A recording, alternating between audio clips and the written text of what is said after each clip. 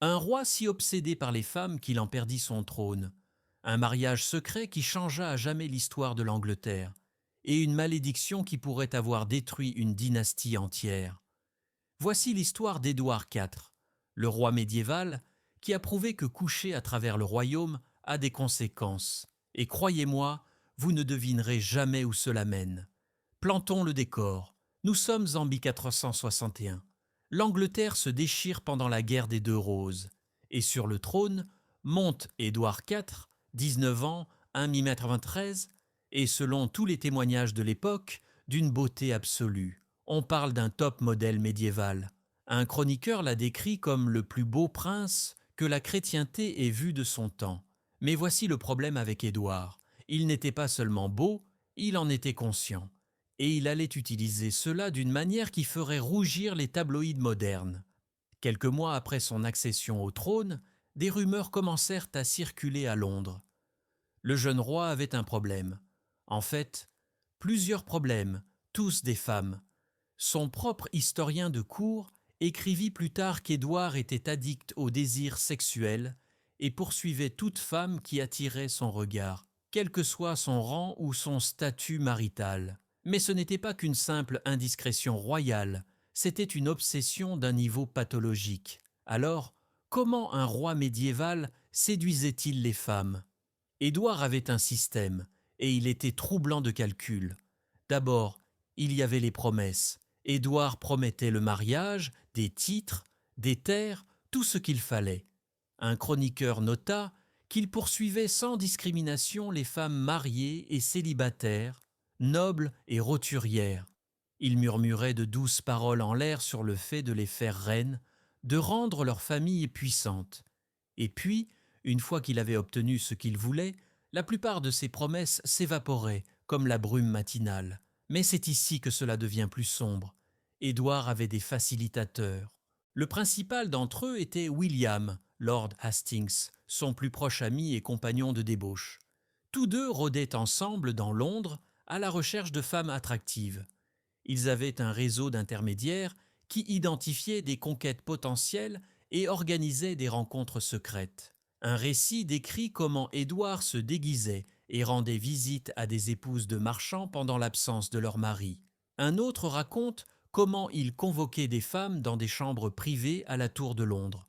Ce n'était pas seulement un roi jouissant de privilèges, c'était une prédation systématique soutenue par tout le poids du pouvoir royal. Le chroniqueur français Philippe de Comines, qui a réellement rencontré Édouard, écrivit que le roi se livrait grandement au désir sexuel, à la vanité et à une vie dissolue. Puis, en 1464, il arriva quelque chose qui allait tout changer. Édouard tomba follement amoureux d'une femme nommée Élisabeth Woodville. Elle était veuve, une roturière aux standards royaux, et, plus scandaleux encore, elle lui dit non. Cela n'était jamais arrivé à Édouard auparavant. Toutes les autres femmes avaient été soit contraintes, promises au mariage puis abandonnées, soit simplement incapables de refuser un roi. Mais Élisabeth tint bon. Pas de mariage, pas de sexe, point final. Alors Édouard fit quelque chose de totalement fou. Il l'épousa réellement en secret à l'aube avec presque aucun témoin. Le 31 mai 1464, Édouard IV, roi d'Angleterre, épousa Élisabeth Woodville lors d'une cérémonie privée qui ne fut révélée que 4 mois plus tard. Quand la nouvelle éclata, ce fut un séisme politique. Les conseillers d'Édouard étaient furieux. Son plus puissant soutien, le comte de Warwick, était en train de négocier une princesse française comme épouse pour Édouard. La noblesse était outrée que leur roi ait épousé si loin au-dessous de son rang. Mais Édouard s'en moquait. Il avait enfin rencontré quelqu'un qu'il ne pouvait pas manipuler, et cela le rendait fou. Mais voici le rebondissement dont l'histoire se souvient. Ce mariage aurait pu être illégal. Et avant d'aller plus loin, prenez une seconde et dites-nous dans les commentaires ce qui vous passe par la tête. Nous les lisons tous. Si des histoires comme celle-ci vous plaisent, abonnez-vous à History's Dark Ledger. Maintenant, continuons. Des années plus tôt, Édouard avait utilisé sa tactique favorite sur une femme nommée Eleanor Butler. Elle était la fille du comte de Shrewsbury, jeune, belle et pieuse. Édouard lui avait promis le mariage. Selon le droit canon de l'époque, une promesse de mariage suivie d'une consommation constituait en fait un contrat de mariage légalement contraignant. Édouard a-t-il couché avec Eleanor Butler sous la promesse du mariage? Les preuves suggèrent que oui. De multiples sources de l'époque mentionnent ce pré-contrat. L'évêque Robert Stillington témoigna plus tard de son existence sous serment. Si cela est vrai, cela signifiait que le mariage d'Édouard avec Elizabeth Woodville était bigame, ce qui signifiait que leurs enfants, y compris le futur Édouard V, étaient illégitimes. Ce n'était pas qu'un scandale, c'était une crise constitutionnelle en puissance. Mais parlons des autres femmes, car Elizabeth Woodville ne ralentit pas beaucoup Édouard. La plus célèbre était Jane Shore, l'épouse d'un riche marchand londonien. Édouard la poursuivit sans relâche et elle devint finalement sa maîtresse officielle. Contrairement à la plupart des conquêtes d'Édouard, Jane semble avoir éprouvé une véritable affection pour le roi, et lui pour elle. Quand Édouard mourut, elle fut sincèrement accablée de chagrin. Ensuite, il y avait Élisabeth Lucy, qui donna au moins un enfant à Édouard.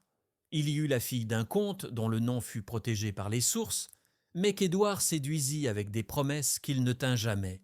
Les récits contemporains mentionnent de nombreuses autres femmes, la plupart non nommées, beaucoup mariées. Thomas More, écrivant une génération plus tard, décrivit comment Édouard disait avoir 3 concubines qui excellaient chacune en des qualités différentes. L'une la plus joyeuse, l'autre la plus rusée, la troisième la plus sainte prostituée du royaume. Ce n'était pas un roi avec une maîtresse, c'était un roi qui gérait un roulement. Édouard mourut en 1483, à seulement 40 ans. Certains historiens suggèrent que son mode de vie excessif contribua à sa mort précoce, mais la véritable malédiction fut ce qui arriva ensuite. Vous vous souvenez de ce pré-contrat avec Eleanor Butler? Le frère d'Édouard, Richard III, l'utilisa pour déclarer les enfants d'Édouard illégitimes. Le fils d'Édouard, âgé de 12 ans, qui devint brièvement Édouard V, et son frère furent déclarés bâtards, exclus de la ligne de succession et emprisonnés à la Tour de Londres. On ne les revit jamais vivants. Les princes de la Tour, comme on les appela, furent diront presque certainement assassinés. Les choix lubriques d'Édouard des décennies plus tôt avaient fourni la justification légale pour la destruction de ses propres enfants. Mais c'est pire, la famille d'Elizabeth Woodville, élevée par son mariage, fut déchirée. Son frère et son fils de son premier mariage furent exécutés. La faction Woodville fut détruite et la dynastie qu'Édouard avait fondée sombra dans le chaos qui se termina par la prise du pouvoir par les Tudors en 1485. Alors, quelle est la leçon ici? Édouard IV se vit confier un royaume, fut béni par la beauté et le charme, et reçut tous les avantages. Il aurait pu être l'un des plus grands rois d'Angleterre, et à certains égards, il l'était. C'était un excellent commandant militaire et un politicien avisé, mais son incapacité à contrôler ses appétits détruisit des vies, déstabilisa son royaume et finit par consumer ses propres enfants. Son mariage secret, né de la luxure, fournit l'excuse pour le meurtre de son fils. Ces innombrables liaisons laissèrent une traînée de promesses brisées et de vies ruinées. Les chroniques médiévales le disaient addict au désir sexuel. Les historiens modernes débattent pour savoir si son comportement constituait une prédation en série rendue possible par un pouvoir absolu. Ce qui est indéniable, c'est qu'Édouard IV a prouvé qu'être roi ne vous immunise pas contre les conséquences. Votre trône peut survivre aux batailles, aux rébellions et aux intrigues politiques, mais apparemment, il ne peut pas survivre si vous pensez avec la mauvaise tête. Si cette histoire de scandale royal et de karma historique vous a fasciné, appuyez sur ce bouton d'abonnement car nous avons bien plus d'histoires sombres à vous proposer. Et dites-moi dans les commentaires, pensez-vous que la chute d'Édouard était une justice divine ou simplement le résultat inévitable de mauvais choix? C'était History's Dark Ledger. Abonnez-vous pour les histoires que l'histoire a tenté d'enterrer. Je vous dis à la prochaine.